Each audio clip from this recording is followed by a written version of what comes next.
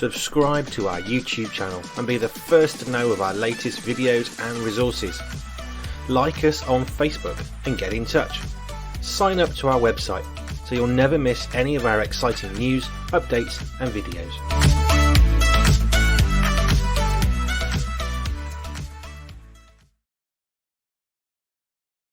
Welcome to Endurance. Endurance is the balance between physical exercise and training for godliness, as per that scripture somewhere in the New Testament. Today we're looking at keeping it real. Last week we looked at keeping it pure. This week it's all about keeping it real, being honest, living what we preach. So enjoy. It's easy to use the right Christian buzzwords, but God can see our hearts. You cannot deceive God. #speak truth.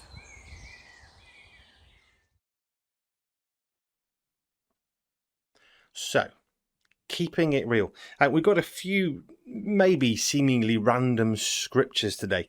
We're looking at James 2, 14 to 17, Matthew 23, 27 through 28, and we're going to jump to the Old Testament, 1 Samuel 16, verse 10. Well, let me just start with this reading from Matthew. This is a bunch of stuff where we're basically the Pharisees are being told off, really. That's probably the best way of looking at this. So Matthew 23, 27 and 28. This is in the midst of a longer dialogue. Woe to you, scribes and Pharisees, hypocrites! For you are like whitewashed tombs, which outwardly appear beautiful, but within are full of dead people's bones and all uncleanness. So you also outwardly appear righteous to others, but within you are full of hypocrisy and lawlessness. Jesus, as ever, not particularly gentle and patient with the Pharisees, who did know better because they knew the Bible. Now, I just want to touch on whitewashed tombs, because that doesn't necessarily mean what we think it means. And in 2021, it definitely doesn't mean what we think it actually meant 2,000 years ago. And my notes, this is my English Standard Version, it gives us a little bit of a richer understanding of what this is really talking about. So, whitewashed tombs. The Pharisees were like tombs, which in Jesus' day could be outwardly very beautiful, but within held nothing but death and decay.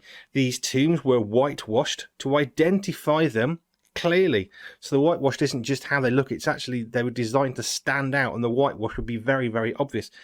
Since people would be unclean for 7 days through any contact with them. And the whole uncleanness to the Pharisees and some of the religious folk was really important. If you went to a whitewashed tomb, you had to be unclean, and there's all sorts of struggles with what that would mean and entail. So you wouldn't want to go near it. But actually, there's an analogy here of whitewashed tombs, which helps us a little bit, because the whitewashed tombs look quite good. They stand out in a good way. Well, actually, they weren't standing out in a good way. That's our modern understanding of something. We're missing some of the truths of that, and that richness of what that really meant, and what Jesus was really saying is, you look great, but you're dead inside. We'll come back to that topic throughout this. So James 2, 14 through 17. But each person is tempted when he's lured and enticed. That's the wrong chapter. So go back to chapter 2, be even better. What good is it, my brothers, if someone says he has faith but does not have works? Can that faith save him? If a brother or sister is poorly clothed and lacking in daily food, and one of you says to them, go in peace, be warmed and filled, without giving them the things needed for their body, what good is that? So also faith by itself, if it does not have works, is dead. And the thing is, when we think about how we are perceived by others, we need to remember that perception and reality aren't quite the same thing. Our perception of a whitewashed tomb is, well, it's quite pretty, it looks quite nice, it stands out. The reality is it stands out, but it's not a good reason for why it's standing out. And we think of the cancel culture. At the moment, I don't like what you're saying, so you need to be cancelled and silenced. Well, that's not good. Just look back to 1940s and we look at the Second World War. People who had disagreements, well, they were silenced. Well, that's never a healthy sign of a healthy society, when we want to silence the things we don't agree with. But they're obvious for us to see. But there's more unobvious stuff that we cannot see, which actually for God is far more important. And endurance, these episodes that we create, it's all about the fact that physical exercise, physical effort is a good thing. But spiritual exercise, spiritual effort has deeper value, and it has eternal value. Now, God sees our heart. God is omnipresent. He's omniscient. He sees all. He knows all. He hears all.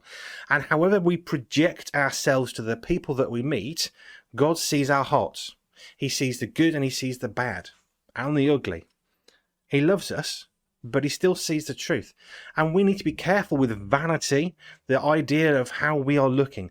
We call it the Instagram generation. I've heard that bandied around. How we appear, how many likes do we get? Instagram now, probably because of mental health, are getting rid of the ability to see likes. If you want to hide them, excuse me, you can do so. And then you won't know how many people like what you're doing or not doing. Well, as Christians, surely we shouldn't care if we're getting likes or comments. I struggle with personally. If I'm not getting enough likes, does that mean it's not good? I sent someone a text at the weekend. This is an example of whitewash tombs and all this stuff. I sent a friend a text, really good friend. I got nothing back. And I'm sitting there every day thinking, well, he hasn't replied. Is he in a mood with me? Is he not happy? Doesn't he want to talk to me anymore? So finally I sent him another text. You're all right, I haven't heard from you. Did you miss my last text? Oh yeah, sorry I missed that. We had a great chat on text last night. This is what happens. We start to imagine things that aren't there. I perceive that he doesn't want to talk to me because he hasn't responded to me. But in reality, well, he does want to talk to me, but he just happened to not see that particular text message. And the problem with us looking at appearances is, well, if you're not replying to me, the appearance is you don't like me.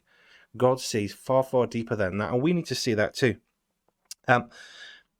If you've heard of the widow's mite, it often gets used quite a lot. But the widow's mite, it's a brilliant bit of scripture that teaches us about the heart again. What's really going on inside here and inside our mind?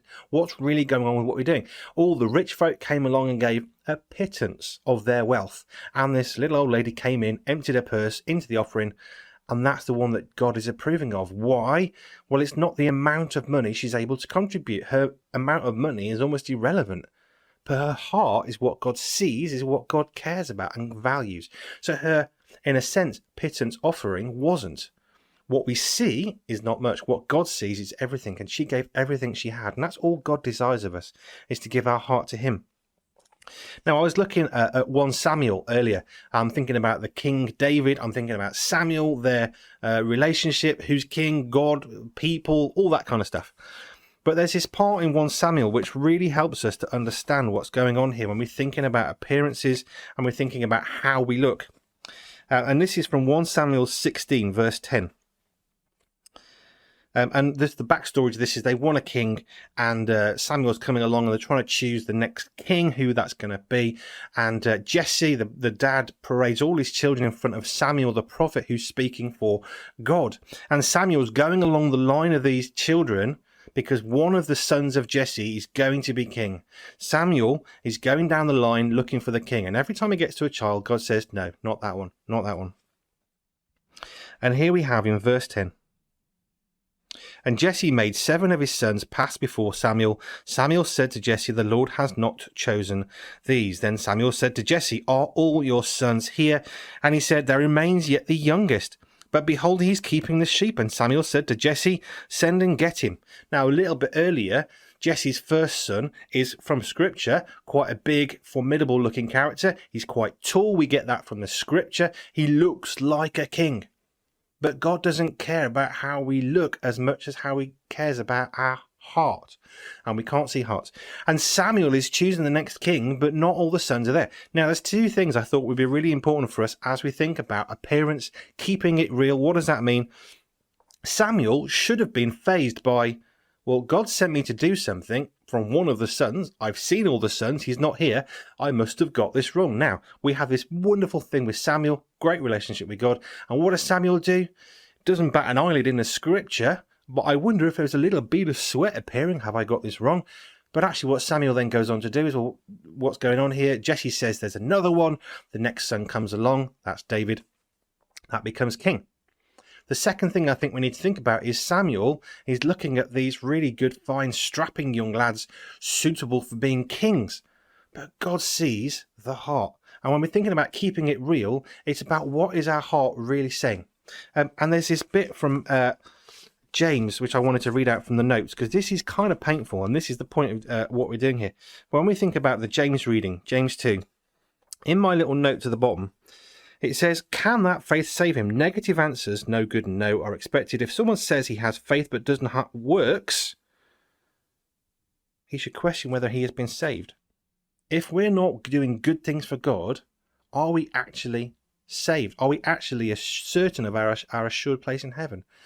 Because what we do should reflect our heart for God. And if what we're doing doesn't reflect a love for Jesus, what we're doing isn't going to reflect that, just by the logic of that. Keeping it real. Sunday smiles. Let me finish with this. Sunday smiles is, how are you doing? Yes, I'm great. And inside, you're dying inside. You're struggling with depression and mental anxiety and worrying you couldn't feed your kids that morning. And your car's broken down. You're not going to get to work. And your bike's been stolen, but you don't want to tell your parents how you're going to get to school. Yeah, I'm doing great. Well, that's not particularly helpful. And going back a long, long time, 20, 30 years since I've been leading church services, and I often have said this in the past. If somebody says to me, how you doing, Andy? I will say to them, do you know what? I'm really doing badly. How often have I had someone say, oh, that's brilliant, and off they go? If we're going to ask someone how they're doing, let's wait for an answer. Let's make sure that we're actually going to respond to the answer. And let's not send them away in God's love and peace without being that love and peace to that person. Keeping it real, being honest with God, being honest with yourself. Our heart matters. Outward appearance doesn't matter so much. 1 Timothy, the reading where we have the whole thing of endurance. Spiritual exercise is better. The outworking of the Spirit is more important than running a mile or 10 miles faster than everybody else. As great as that can be, as much as God might want you to be able to do that for His glory and kingdom, our spiritual exercise is better. So let's keep it real by checking in with our hearts, checking in with God, not being worried about what people think of us, but hearing what God's asking us to do, being sure of that, and going it no matter what. Let's pray. Andy's going to come on and show us how to pray. Excellent. What have you got there? It's my world's atlas, Okay. so I can pray for the world. Okay. You see, pray's good. Right. Okay. You're going to show us how to do that then? Yeah. So I've got my atlas, and if you go to the letter A, I'm going to start here. So Yeah. Please God, please bless our Ben Ra and our Chun and our Borg. What did you like about the story? Bob Bob. You like Bob? and the stick. We like sticks. You like the stick? We like sticks a Well, lot. I do. Okay. Well, we'll try and make sure there's some more stories with sticks in, Thank Dave, you. especially for you.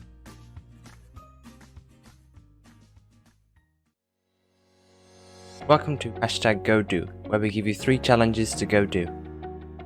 As always, it's good to read the scripture for yourself, so try reading James chapter 2, get a little bit of context. Oh, and remember that God looks at our hearts, not the outside. And think about where you're not being real in your life, where you might have some sort of pretense in order to impress others or gain someone's favour. Make sure that you are real, because God can see the heart, and He doesn't judge you for what you look like, but for who you are inside. #GoDo.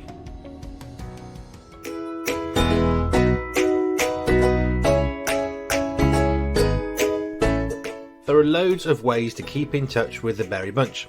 Visit our website and make sure you sign up to the blog and get notified on all our videos, posts, exciting news and seasonal events. Subscribe to our YouTube channel and get told when we post brand new video resources. Take a look over Ding Dash, a fabulous place that connects people from all over the world. Like us on Facebook, where we hang out and post extra stuff to encourage and inspire you. We're on Instagram too, and share extra photos when we're out and about. And if you're enjoying, using or sharing what we do, visit us over on Patreon and you can become part of the extended Berry Bunch family by supporting us with the cost of all we do.